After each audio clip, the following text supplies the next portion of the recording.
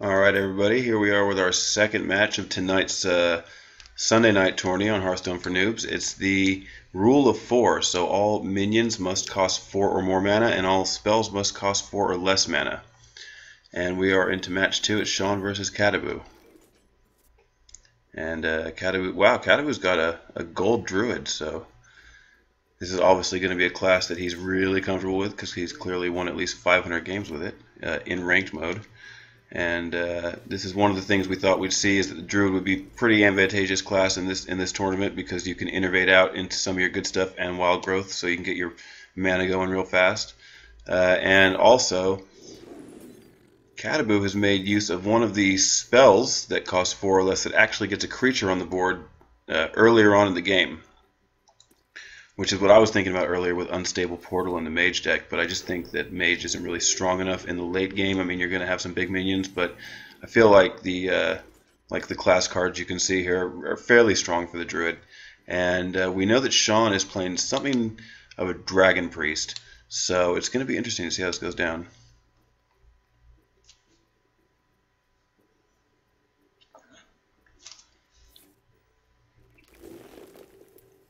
Okay, so we're innervating the Azure Drake, another card that the Priest can't really deal with readily with its general spells. And as I said in the last video, Priest can't use Mind Control in this tournament. So it's going to be interesting to see. Really, I think it's going to be down to the Priest having more control of the board as we get to the late game, so he's not really chasing. We see that Dragonkin Sorcerer again.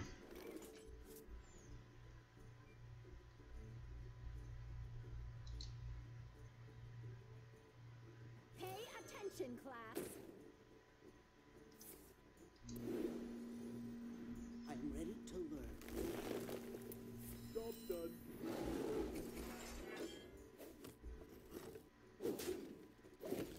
So he's going to go ahead and I think he's going to kill it with a Drake. Yep. We see Violet Teacher is like another good card, another 4-drop in this format that actually allows you to, play spells and get more creatures onto the board. I mean, they're not very strong and they're going to have a hard time competing in this format, but at the same time, you sometimes need that ping, just like we saw the Druid had to hit with his face, and now he'll be able to use the actual ping from the small creature instead as we go into the game, and he needs to use these little 1 damages to clean stuff up.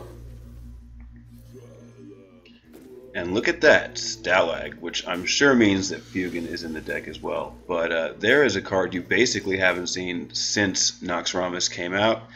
People were obviously playing those cards just as it came out and they were available, and it seemed like a pretty potent combo, but ever since then, that combination of Stalag and Fugan has totally, almost entirely died off.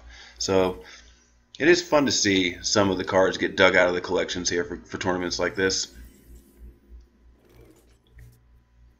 And we'll see what he decides to go with here. I think it's going to be Sunwalker. I was going to say he doesn't really need wild growth at this point. I mean, his curve, is moving up right on schedule basically, and he might be able to save wild growth for card draw in a few turns instead. And basically, it's over, so it doesn't matter. But look at that, the Druid just takes massive control of the board very quickly. That was 6 turns. So in a tournament where you won't see any creatures smaller than a 4-drop, that game was over in 6 turns. So now we're going on to match 2, and we'll see what the second deck that CaDaBu brought to the tournament is, because we know that Shawn is playing Priest and Druid.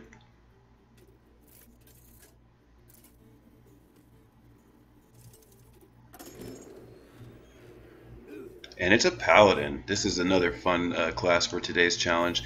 You actually do get the Equality Consecrate combo with this deck playing by these restrictions. So you can still do a huge amount of damage, especially against a big board. And I think that was one of the first things that attracted me to look at the Paladin class when I was pondering this challenge. But we'll see how it plays out. We also see a Cairn, which is another creature you really don't see a lot these days anymore. I think there are just kind of better 6-drops in the game instead of just... It's a double Yeti for 6 mana, and if it gets silenced, it's a single Yeti for 6 mana. So it really just depends on the kind of value you plan on getting out of this creature. And there is a little bit more silence these days. And we also see a Deathwing. Look at that, guys. Deathwing. So there's a card, and in his opening hand as well. I mean, it really, with the mana restrictions of this tournament, it's going to be difficult for him to empty his hand in order to play Deathwing without it costing him too much at the point at which it's going to be useful. But at the same time, if he feels like he's overrun approaching turn 10, then he's actually going to be able just to get the entire board back.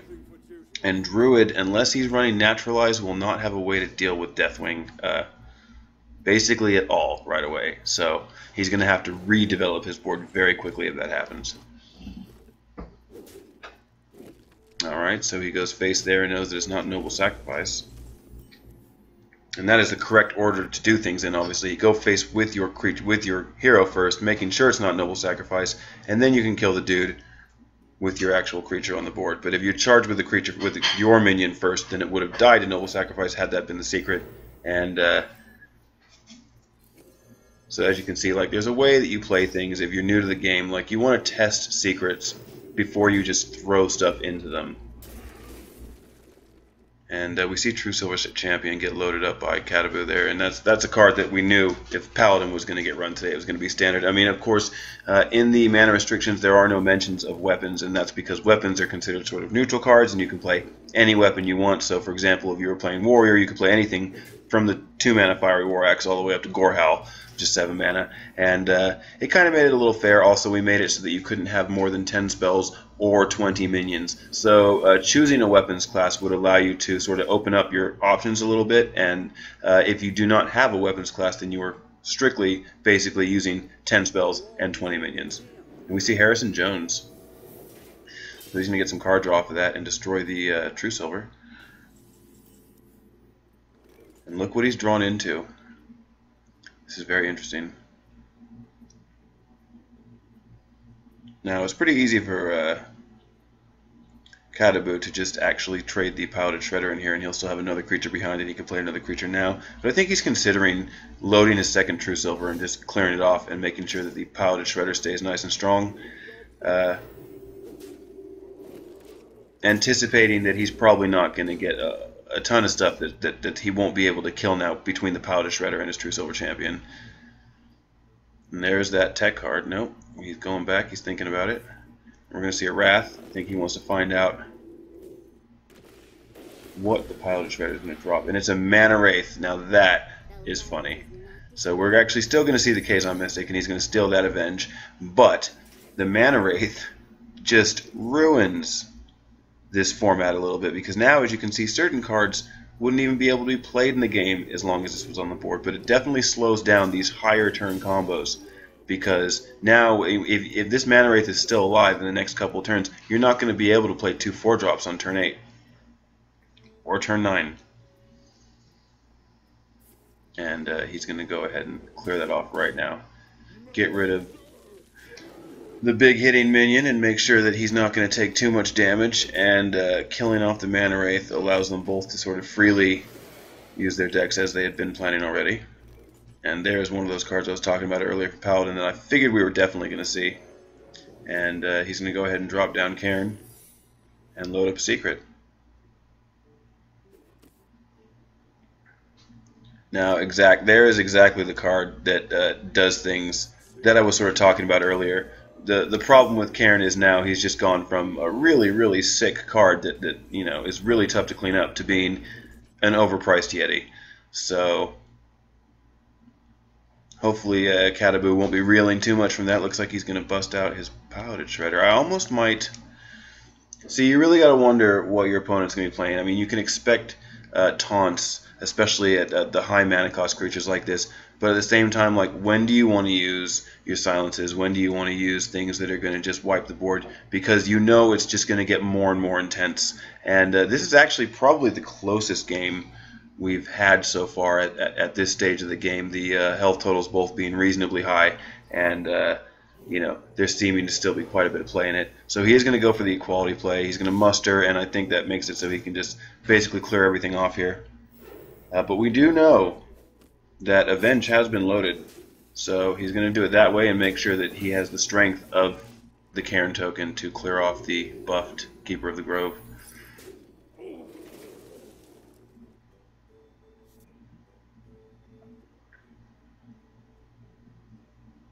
So how will Shawn respond now? We see the Azure Drake. He's going to go ahead and take the card draw. We also know, obviously, he's got Innervate, so he can play a pretty reasonable combo on the next turn if he doesn't want to do it on this turn. But I think we're going to just see Sludge Belcher now. No, he's going to keep drawing. I mean, he can still Innervate it out, so he's just going to get rid of a little something here. And, oh no, are we going to get that viewer bug we get again from spectating? I don't want to have to look at 2 Wrath cards for the rest of this game. At least they're golden.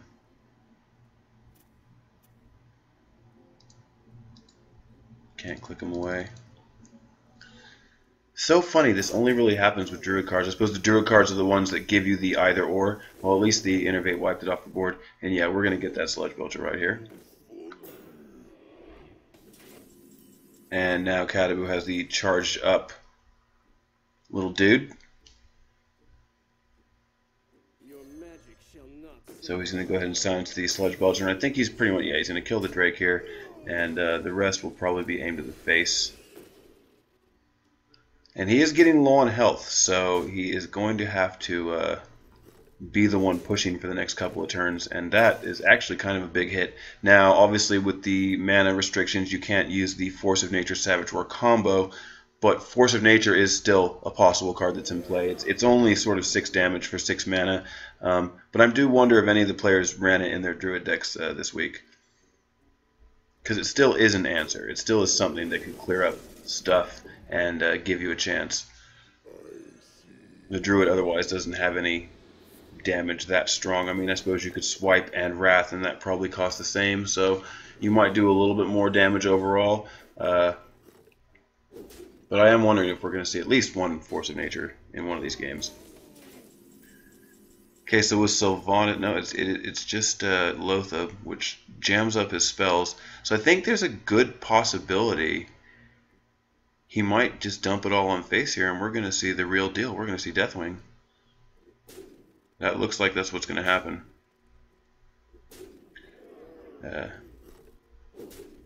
He pulls him down to 15, and that's it. Deathwing. We actually see Deathwing in a game, in a tournament. This is real, people, and that's a pretty solid response. I mean, he I suppose with the True Silver, no, it's just Light's Justice. That's right. So he's only got 13 damage. If the Druid hero powers, he's going to be able to get up to roughly 16 health, or effectively 16 health, and it might be best here to go Sylvanas and hero power, I think, because yeah, that's just insurance. Like next turn she can hit it into Deathwing and essentially, hopefully, steal the Deathwing before he does the killing shot. This also means that if the, oh no, there you go, Guardian of Kings is going to provide some healing for CaDaBu and make it so that Sylvanas doesn't guaranteed steal Deathwing. And there's another token that she's not going to want to get. I think we're going to see hero power, and I think it's over. I don't think there's any way Shawn can swing this back here. There is that. Wow. Okay. So he's definitely probably going to hero power and throw down the Sludge Belcher. Kill the small token, and I think he's just going to go ahead and run Sylvanas into the 5/6 and hope that she pulls Deathwing.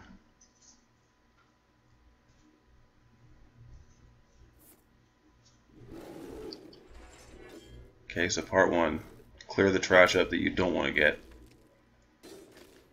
And I don't think the game is necessary. Wow, so he goes into Deathwing. I think that's just, and there you go. I think that was, I was going to say, I think that's just to make sure that if he didn't get Deathwing, that he might be able to kill it on a future turn with Dr. Boom. And without Silence, this is going to be tough for CaDaBu to answer with, because he still has to face another taunt, and Deathwing kind of has the ability to apply the pressure to his face here in most cases. Let's see what the Druid pulls on his next turn.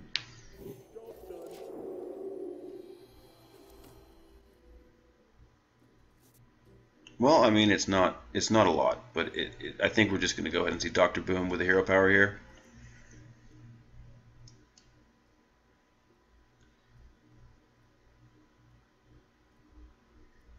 And the problem is, I think that it doesn't matter. I think that even with Deathwing on the board, yeah, okay, so we still have the taunt to go through for the Guardian of Kings there. And he gets out the double play with the Russian and the Piloted Shredder. So this is it. Unless CaDaBu pulls a big taunt here, no, that's just not going to do it. That means Shawn's going to go ahead and take this game with the stolen Deathwing. I'll do it.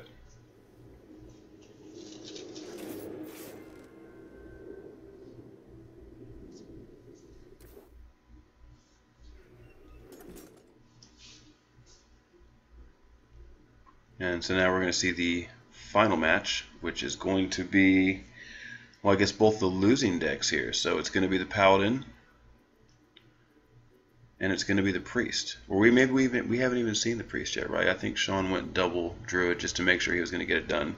So now we are going to see Paladin versus Priest, and these are two decks that I feel like in this format are a little bit underpowered. So it should actually be a good match, just watching them go back and forth. Both classes have healing. The Priest does it anyway, but as we saw in the Paladin deck, he's got the Guardian of Kings, the True Silver Champion. So this might actually go on for a little while. And we know also that Shawn's playing Dragon Priest, so as the game goes on, is it going to pull more in his favor this time? Simply because we haven't really seen where the Paladin tops out.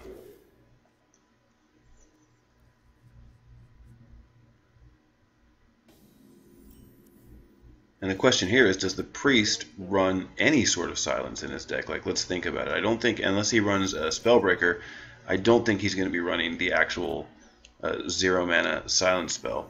So this game might be a little bit better for Cairn when he does get played. Reporting for duty.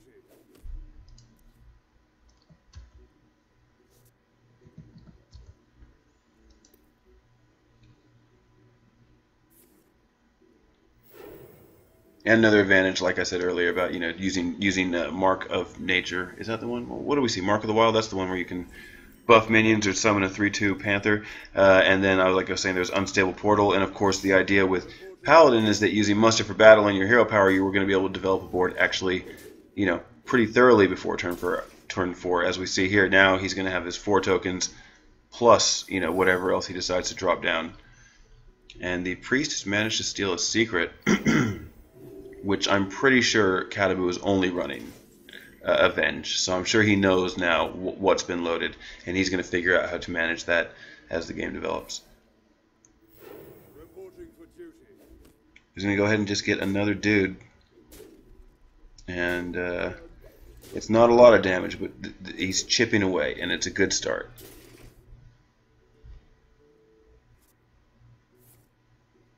Well, here's another pretty solid card that you don't see getting a lot of play in most constructed decks is Mind Games from the Priest. But in this situation, you would think Mind Games is going to get you at least a Yeti, and it's kind of unlucky that he pulled the Quartermaster there.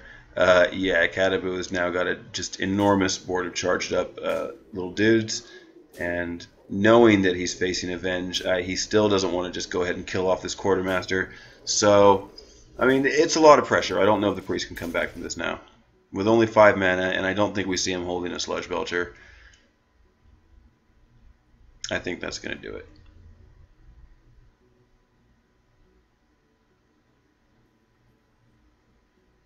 Well played. Yep. You have best. There you go. And the second match goes to CaDaBu.